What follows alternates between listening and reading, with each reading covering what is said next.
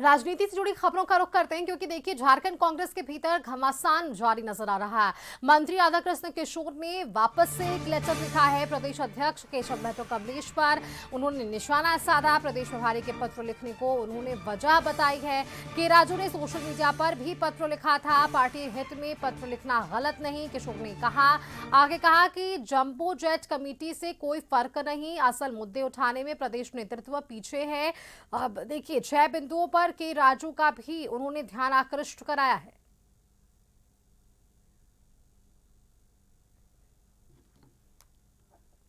Jharkhand Congress party के तरफ से जब से नई कमेटी की घोषणा की गई है उसके बाद से ही पार्टी के अंदर घमासान मचा हुआ है। उसके बाद पार्टी के वरिष्ठ नेता और मंत्री राधाकृष्ण किशोर ने जो राज्य प्रभारी के राजू को पत्र लिखा है वह तथ्य जो है एक तरह से कहें तो आग में घी डालने का काम किया है और उसके बाद जो है प्रदेश कांग्रेस में घमासान मचा हुआ है। और जिस प्रकार से राधाकृष्ण किशोर ने एक के बाद एक 2 पत्र लिखे हैं और सभी पत्रों के दोनों पत्रों के माध्यम से जो पार्टी के प्रदेश अध्यक्ष हैं केशव महतो कमलेश उनको हटाने की मांग कर दी है और उन पर कई तरह के गंभीर आरोप लगाए गए हैं। इस वक्त मैं आपको ये तस्वीर दिखा रहा हूं जो झारखंड प्रदेश का ये कार्यालय है। देखिए यहाँ पर जो पार्टी के प्रदेश अध्यक्ष हैं वो अभी यहाँ नहीं है और यहाँ जो लोग भी हैं वो कुछ भी खुलकर बोलने को तैयार नहीं है। तो इस तरह से कहें तो पार्टी के अंदर जो झारखंड कांग्रेस पार्टी है उसके भीतर जो है राधाकृष्ण किशोर के तरफ से जो पत्र लिखे गए हैं और कहा गया है कि जो पार्टी को जो काम करना चाहिए, जो आंदोलन चलाना चाहिए और कई मुद्दों पर राधाकृष्ण किशोर ने कमलेश जो पार्टी के प्रदेश अध्यक्ष हैं केशव महतो कमलेश उन पर गंभीर आरोप लगाए हैं और कहा है कि जिस प्रकार से लोकसभा में जो महिला आरक्षण संशोधन बिल लाया गया उस पर कांग्रेस पार्टी कुछ नहीं की, कई तरह आपराधिक मामले हुए उस पर कांग्रेस पार्टी की तरफ से जो है जो पार्टी के प्रदेश अध्यक्ष हैं उन्होंने उन पर वो मौन रहे। इसके अलावा कई 6-7 मुद्दों को लेकर उन्होंने के राजू जो राज्य के प्रभारी है उनको पत्र लिखकर और जो केशव कमलेश हैं उनको सवालों के घेरे में लाया है।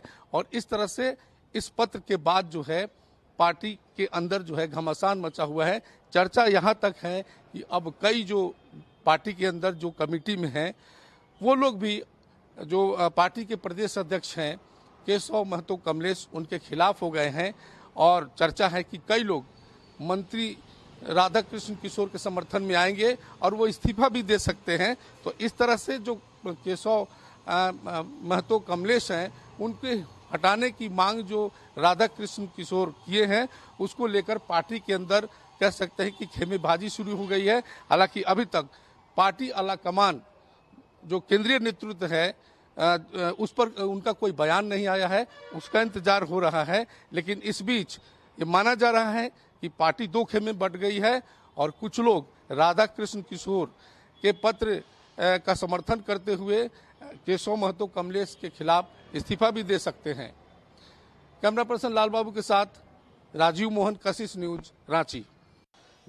चलिए आपको सीधे लिए चलते हैं राजधानी रांची। विशेष संवाददाता राजीव मोहन हमारे साथ वहां से जुड़ रहे हैं।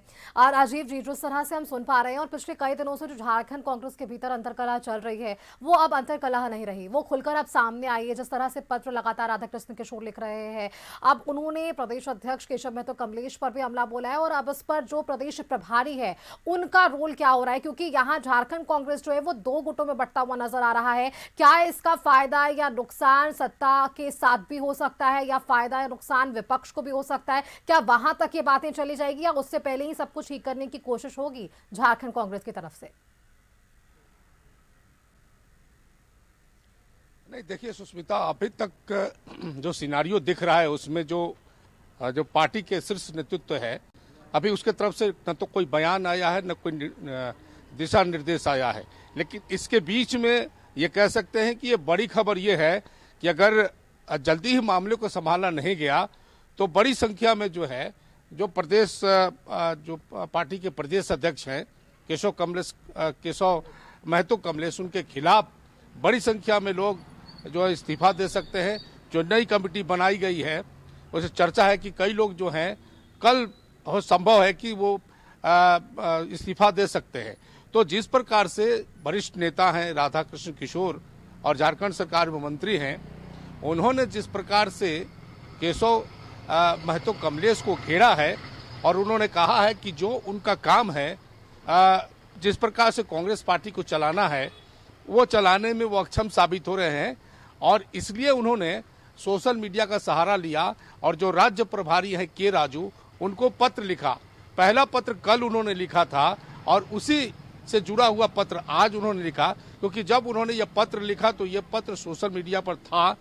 तो ये कहा गया कि सोशल मीडिया पर लिखे जाने के बजाय राधाकृष्ण किशोर को ये पत्र जो है पार्टी के फोरम पर रखना चाहिए। लेकिन उन्होंने स्पष्ट किया है अपने दूसरे पत्र के माध्यम से कि चूंकि यह पार्टी हित का बात है, इसलिए यह बात सभी को जानना जरूरी है, इसीलिए उन्होंने ये बातें रखी है। और उसमें 6 पॉइंट उन्होंने रखा है, जिसमें कहा है कि जिस प्रकार से राहुल गांधी जो पार्टी के बड़े नेता हैं, उन्होंने लोकसभा में जो महिला संशोधन बिल का जो समर्थन नहीं किया, उसको पार्टी यहाँ पर झारखंड में इसको मुद्दा बनाकर आंदोलन करना चाहिए था। लेकिन इस पर जो है पार्टी का जो प्रदेश नेतृत्व है, यानी जो केशव महतो कमलेश है, उन्होंने कोई जो है आंदोलन नहीं चलाया। हजारीबाग में 2 बड़ी घटनाएं हुई, एक नाबालिग के साथ दुराचार हुआ और 3 मासूम बच्चों को जो है उसकी निर्मम हत्या कर दी गई। जहां वहां के स्थानीय कांग्रेसी नेता गए, लेकिन प्रदेश अध्यक्ष वहां नहीं गए, यानी प्रदेश की कोई कमेटी वहां नहीं गई। इस तरह से उन्होंने आदिवासी कल्याण को लेकर के आयोग बनाने की बात कही है। कहा कि इस पर भी जो प्रदेश नेतृत्व है वो जो है उसमें अपनी भूमिका नहीं निभा रहा है और उस पर आंदोलन नहीं कर रहा है। जो जीटेट का परीक्षा होने शिक्षक पात्रता परीक्षा होनी है, उसमें मगही और भोजपुरी भाषा जो बोली जाती है, अंगिका भाषा बोली जाती है जो बिहार के सीमावर्ती इलाके में, उसका भी उन्होंने पत्र में जिक्र किया है और कहा है कि ये जेटेट में शामिल होना था। ये सदन में भी बात उठा था, लेकिन सरकार नहीं मानी। तो पार्टी का काम है, यानी प्रदेश नेतृत्व का काम है कि इस मामले को लेकर के आंदोलन करे। तो तमाम चीजों को उन्होंने इस पत्र के माध्यम से उजागर कर दिया है और कहा है कि अगर ये आगे भी जारी रहते हैं, यानी प्रदेश के जो अध्यक्ष है केशव महतो कमलेश अगर आगे भी रहते हैं तो पार्टी को बड़ा नुकसान होगा। और इस तरह से देखिए राजीव जी, ये सारे दावे जरूर हैं, जैसा कि आपने भी शुरुआती दौर में कहा कि अब तक इस पर जो आधिकारिक बयान है वो पार्टी की तरफ से नहीं आया है। हालांकि अब किस तरह से इसे संभालने की कोशिश की जा रही है ताकि वापस इन चीजें सामने ना आए और इसका नुकसान सत्ता को ना हो। बहुत शुक्रिया आपका राजीव जी, हमारे साथ जुड़ने के लिए। आपने वो तमाम जानकारियां साझा की है कि झारखंड कांग्रेस के भीतर फिलहाल क्या कुछ स्थिति चल रही है। आगे बढ़ते हैं और